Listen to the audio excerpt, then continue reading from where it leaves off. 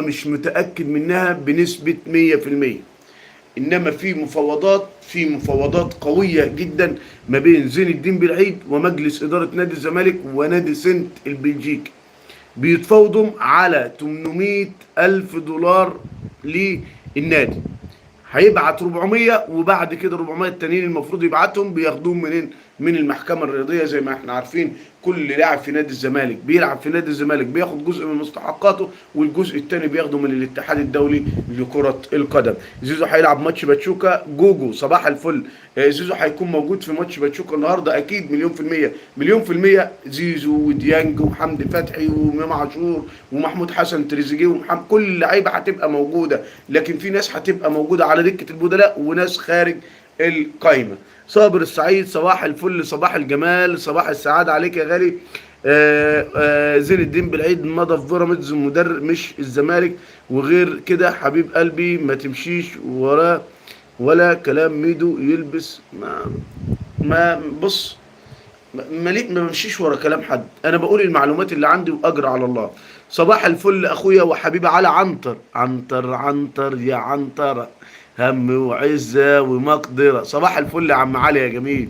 اضرب اللايك وصلي على حضره النبي الكريم عليه افضل الصلاه واتم التسليم. صباح الفل عليك يا عم عنتر، والله العظيم انا من عشاق فيلم عنتر بن شداد. اي والله.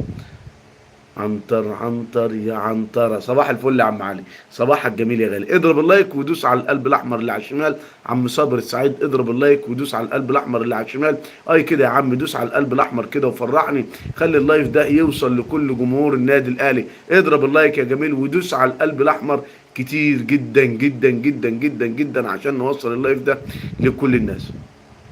يبقى اذا نادي الزمالك بيقترب من صفقة زين الدين بالعيد مدافع نادي سنت الفرنسي مقابل 800 ألف دولار. هيدفع 400 ألف و400 ألف هيدفعهم بعد كده. هيدفع المبلغ على قسطين. هيدفع المبلغ على قسطين.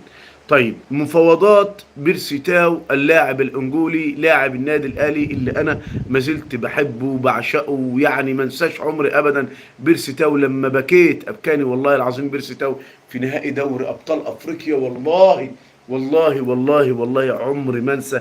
والله العظيم عينيا دمعت وانا وانا يعني لما افتكرت اللقطه دي والله العظيم ما هنسى عمري.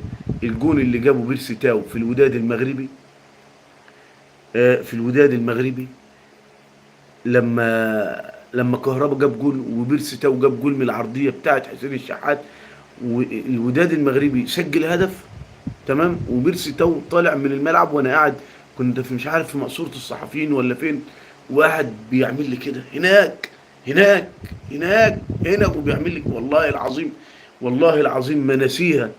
والله العظيم ما نسيها، لدرجه ان انا بكيت وعيطت عياط كبير جدا من حبي للنادي الاهلي ومن عشق للنادي الاهلي. مش ناسي الموقف ده مع بيرسي تاو. نادي الزمالك داخل في مفاوضات مع بيرسي تاو، واحد الوكلاء هو اللي عرض بيرسي تاو على نادي الزمالك. بيقول لك هنا ارض التاريخ. طبعا هنا ارض التاريخ يا عم علي حبيبي. تسلم يا حبيبي تسلم. اي كده يا عم، دوس على القلب الاحمر. الهي يا رب تزور حضره النبي عليه الصلاه والسلام ويا اللي تدوس على القلب الاحمر. افلام اسره اقسم بالله جمهور الاهلي ملوش مبدا، رايح مع الرايح وجاي مع الجاي. مش عارف انا ملوش مبدا ازاي يعني. طيب عايز اقول لك زيزو ده كنتوا بتعايروه باهدافه بضربات الجزاء. زيزو افضل لاعب في مصر، انا عايرته؟ لا. حماد السيد حضرتك ليه بتشجع الاهلي يا راجل؟ يا راجل ليه بشجع الاهلي؟ ده انا عامل بيتي من بره بشعار النادي الاهلي.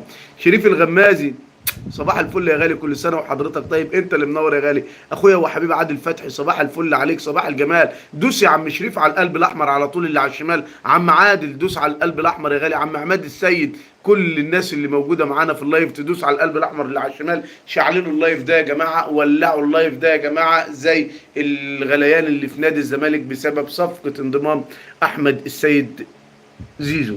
منور يا كابتن عز. صباح الفل يا عم عز يا جميل. صباح الجمال. تعظيم سلام للاهلاوي المحترم. والله العظيم انا حاسس ان انت اهلاوي من اول ما شفتك. اي والله من اول تعليق لك عرفت ان انت راجل اهلاوي محترم. طيب فنادي الزمالك داخل فيه